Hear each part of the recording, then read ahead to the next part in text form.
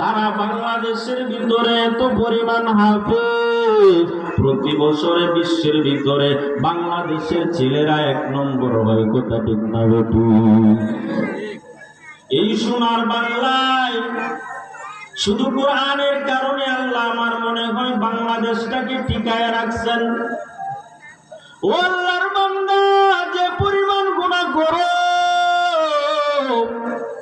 গরিবের পেটে লাথি দাও, মাথায় টুপি দিলেও সহ্য করতে পারো না, যে পরিমাণ গুনাহ করতেছো রে বাবা, জিনার গুনাহ, কবিরা গুনাহ, সগীরা গুনাহ, এত পরিমাণ গুনাহ করতেছি, এই গুনার কারণে আল্লাহ বেজার হইয়া আমার মনে হয় পুরা জমিনটাকে ধ্বংস করিয়া দিতেন। কেন দেন নাই জানেন?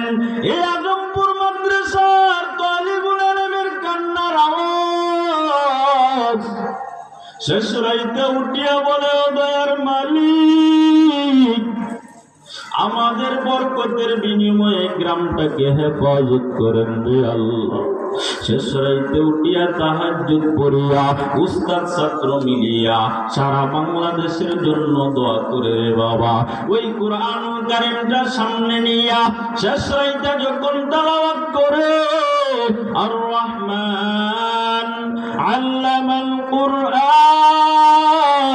খলাকাল ইনসান আল্লামাহুল বায়ান, সকালবেলা উঠিয়া সূরা ইয়াসিন তেলাওয়াত